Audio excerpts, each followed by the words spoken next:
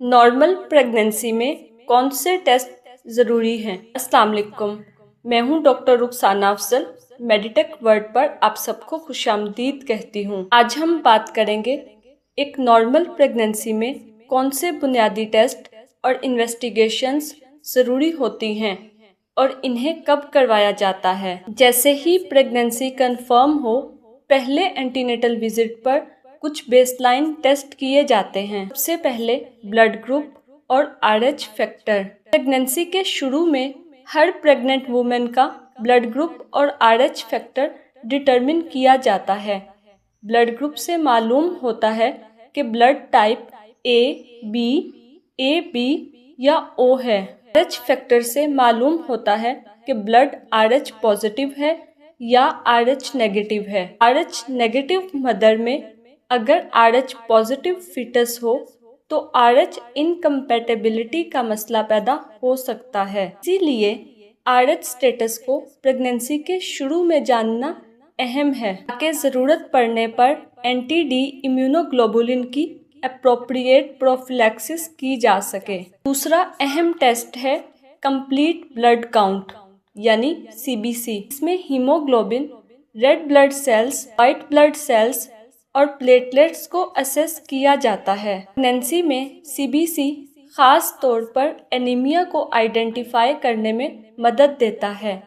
इसके अलावा ये खून के खुलियों और प्लेटलेट्स की ओवरऑल स्टेटस के बारे में भी अहम मालूमात फ्राहम करता है। इसके साथ साथ प्रेगनेंसी के शुरू में ब्लड ग्लूकोज स्टेटस असेस किया जाता है, जबकि गेस्टेशनल डायबिटीज़ की रूटीन स्क्रीनिंग अमूमन 24 से 28 हफ्तों के दरमियान की जाती है। इसके बाद एक अहम रूटीन इन्वेस्टिगेशन है यूरिन एग्जामिनेशन। प्रेगनेंसी के दौरान हर एंटीनेटल विजिट पर यूरिन को असेस किया जाता है ताकि प्रोटीन, ग्लूकोज और यूरिनरी इन्फेक्शन के शवाहिद को देखा जा सके। यूरिन में प्रोटीन की मौजूदगी को मॉनिटर करते रहना अहम है क्योंकि ये बाज़ प्रेगनेंसी रिलेटेड कॉम्प्लिकेशंस में मदद दे सकती है। इसके अलावा प्रेगनेंसी के शुरू में हेपेटाइटिस B और C की स्क्रीनिंग भी अहम है। अब बात करते हैं अल्ट्रासाउंड की। लो रिस्क नॉर्मल प्रेगनेंसी में कौन कौन से अल्ट्रासाउंड और कब कब किए जाते हैं। Dating ultrasound. प्रेगनेंसी के शुरू में डेटिंग अल्ट्रासाउंड किया जाता है। इससे प्रेगनेंसी की gestational age, fetal viability, location और ये भी मालूम करने में मदद मिलती है कि प्रेगनेंसी सिंगल है या मल्टीपल। इसी अल्ट्रासाउंड से एग्जैक्ट EDD भी मालूम की जा सकती है। एंटी स्कैन नकल ट्रांसलूसेंसी स्कैन। ये टेस्ट हमल के पहले हिस्से के आखिर में किया जाता है। इसमें फिटल नेक के पीछे फ्लूइड की थिकनेस देखी जाती है। इससे बाज़ क्रोमोसोमल एबनॉर्मेलिटीज़ की रिस्क असेसमेंट में मदद मिलती है।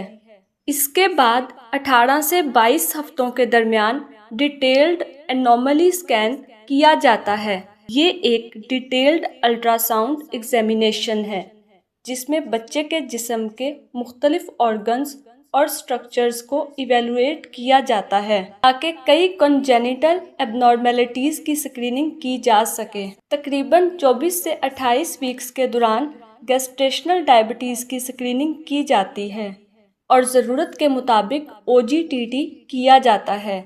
इसी दौरान डॉक्टर की हदायत के मुताबिक CBC दोबारा भी किया जा सकता है, ख़ास तौर पर एनीमिया को रीअसेस करने के लिए। Third trimester growth wellbeing ultrasound. ये हर नॉर्मल प्रेगनेंसी में लाजमी नहीं होता, ज़रूरत के मुताबिक किया जाता है।